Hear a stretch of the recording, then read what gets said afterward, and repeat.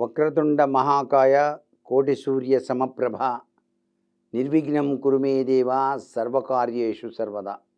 ABN Andhra Jyothi ధర్మ సందేహాలకు స్వాగతం. ధనం బాగా రావాలంటే ఏం చేయాలి, ఎటువంటి మంత్రాన్ని పఠించాలి, ఏ దేవతకు పూజ చెయ్యాలి అని అడుగుతున్నారు. ప్రస్తుత నాగరిక జీవితంలో ధనమూలం ఇదం జగత్ అన్నారు. ధనం అనేటువంటిది రావాలి అనేటువంటి తపన ప్రతి ఒక్కరికి ఉంటుంది. ఈ ధనాన్ని మనం సంపాదించాలి, చక్కగా దేవి అనుగ్రహం కలగాలి అనుకున్నప్పుడు ధనలక్ష్మీదేవి యొక్క దివ్యవంతమైన అనుగ్రహాన్ని సాధించాలి అనుకున్నప్పుడు లక్ష్మీదేవిని చక్కగా పూజించాలి ప్రతినిత్యం కూడా.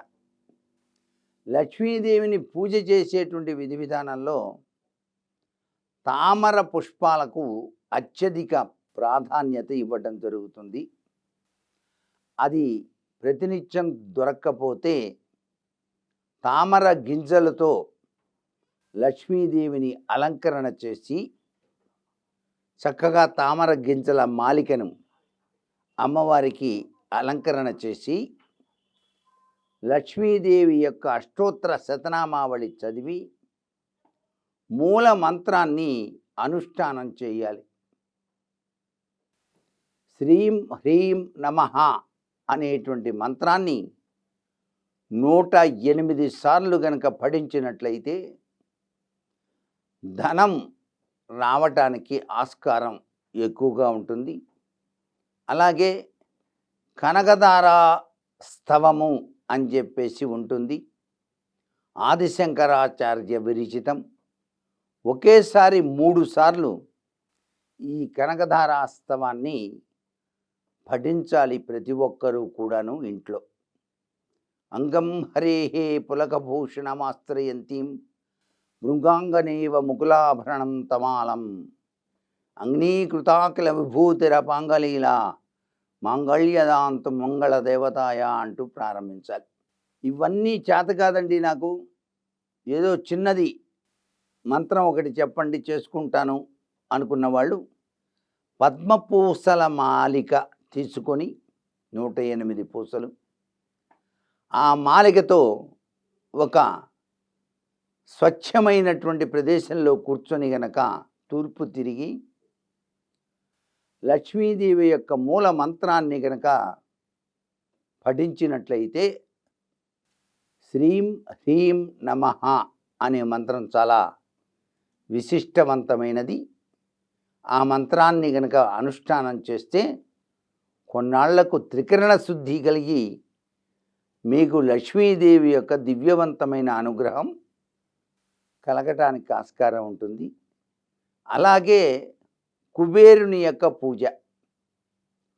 కుబేరుడు ధనానికి అధిపతిగా ఉన్నాడు కదండి, అందుకని కుబేర తత్వంతో ఉండేటువంటి ఆ స్వామికి సంబంధించిన పూజ కూడా ఆచరించవచ్చు.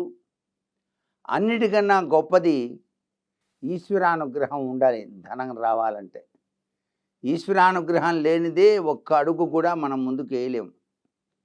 ధన సంపాదన కూడాను ఈశ్వరుడే ఇస్తాడు. ఈశ్వరుడు ఐశ్వర్యకారకుడు అని శాస్త్రం. అందుకే ప్రతినిత్యం మనం విభూతి రాసుకునేది. విభూతి ఐశ్వర్యప్రదమని. ఎవరైతే నిత్యం విభూతి రాసుకొని ఐశ్వర్యకారకాయ నమః అని చెప్పేసి పఠిస్తారో వారికి ధనలక్ష్మీదేవి యొక్క దివ్యవంతమైన అనుగ్రహం కలుగుతుంది. అది కూడా లక్ష్మీదేవి యొక్క దివ్యవంతమైన అనుగ్రహానికి సాక్షిభూతమైనటువంటి ఆ యొక్క మారేడు ఎండిపోయిన కాయలో ఉన్న విభూతిని ధరించాలి. మారేడు కాయలో విభూతి పోసి ఆ విభూతిని ప్రతినిత్యం ధరించండి. లక్ష్మీదేవి యొక్క అనుగ్రహం మీకు తప్పనిసరిగా కలిగి తీరుతుంది. అలాగే కస్తూరికాయ అని చెప్పేసి ఉంటుంది, సాక్షాత్తు లక్ష్మీ స్వరూపం అన్నమాట. ఆ కస్తూరికాయని మీరు మీ ఇంట్లో బీరువాలో గనక పెట్టుకుంటే తరగని సంపదతో తొలతూగుతారు. అసలు సిసలైన కస్తూరి తీసుకోవాలి. ఈ మధ్య డూప్లికేట్లు ఎక్కువ ఉన్నాయి, దాంట్లో బూడిద పోసి అమ్ముతున్నారు.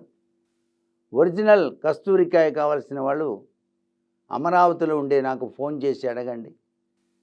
8008004596 కావలసిన వాళ్లకు నేను దాని ఖరీదు రీత్యా పంపించడం జరుగుతుంది.